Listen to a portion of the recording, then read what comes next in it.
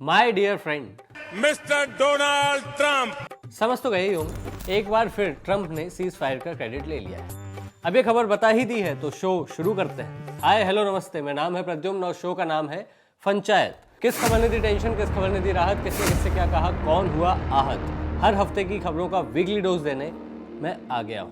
वो आ गया, देखो देखो वो आ गया। इस हफ्ते इलेक्शन कमीशन का पूरा कच्चा चिट्ठा खुल गया है।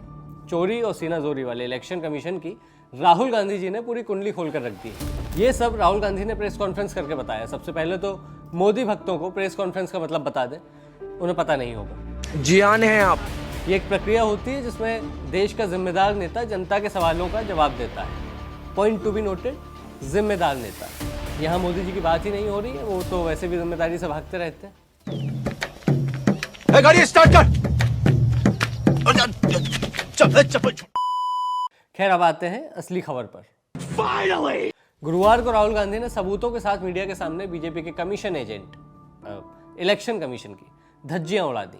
राहुल गांधी ने बताया कि कैसे केंचुआ केंद्रीय चुनाव आयोग मोदी बीजेपी की शह पर वोट चोरी कर रहा है। डुप्लीकेट वोटर, फर्जी एड्रेस, सेम एड्रेस पर कई वोटर्स, गलत फोटो और फॉर्म 6 के मिसयूज से इस वोट चोरी को अंजाम दिया जा रहा है। कर्नाटक की बेंगलुरु सेंट्रल लोकसभा सीट की महादेवपुरा विधानसभा सीट में 1 लाख से अधिक वोटों की चोरी हुई। ऐसा ही पूरे देश में कई राज्यों में किया गया है। ये एकदम क्रिस्टल क्लियर फर्जीवाड़ा है जिसे इलेक्शन कमीशन मोदी बीजेपी की सह पर कर रहा है। इससे पहले कि चुनाव आयोग फर्जी फैक्ट चेक का ट्वीट कर पाता, उसके साथ ही गोदी मीडिया और बीजेपी खुद जवाब देने सामने आ गए। हमें तो लगा था कि गोदी मीडिया कहीं वोट चोरी के फायदे बताएगा, लेकिन वैसा कुछ नहीं हुआ। वो राहुल गांधी के सबूतों पर सवाल उठाने लगे।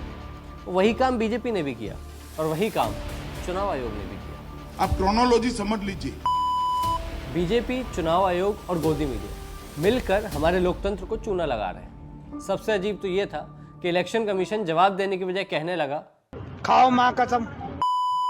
चूना से याद आया, देश की जनता को चूना लगाने के मामले में डोनाल्ड ट्रंप और पेट्रोल पंप में कड़ी टक्कर चल रही है। ट्रंप ने हम पर 50% टैरिफ लगाया और पेट्रोल पंप वालों ने 20% एथेनॉल मिलाया। पहले बात मोदी जी के दोस्त की। डोनाल्ड ट्रंप ने पहले तो हमारे देश पर 25% टैरिफ लगाया और जब तक हमारा गोदी मीडिया 25% टैरिफ के फायदे गिना ही रहा था कि ट्रंप ने 25% टैरिफ और ढेल दिया। लेकिन तू कर भी क्या सकता है यार। हाँ, मैं कर क्या सकता हूँ, क्या कर सकता हूँ यार। गोदी मीडिया का खेल अलग ही चल रहा है। वो बता रहे हैं कि इस टैरिफ से अमेरिका को ही नुकसान होगा। तू चुप रहे बाबा, तू चुप रहे। हाँ? दरअसल इन्हें टैरिफ और तारीफ में अंतर समझ नहीं आ रहा है।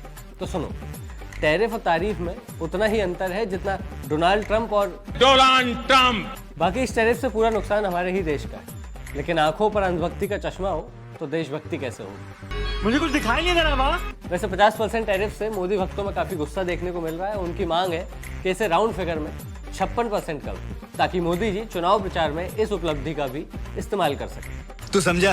हाँ। नहीं, तू समझा नहीं।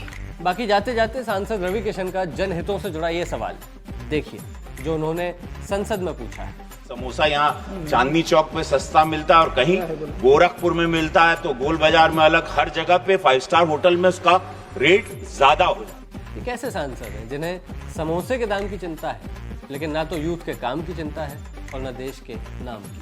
जिंदगी झंड बा, फिर भी कौने बात के घमंड बा। पूरी पार्टी ही इंटरनेशनल बेइज्जती कराने में लगी हुई है। खैर आज के लिए इतना ही, मिलते हैं अगले हफ्ते, तब तक के लिए बाय।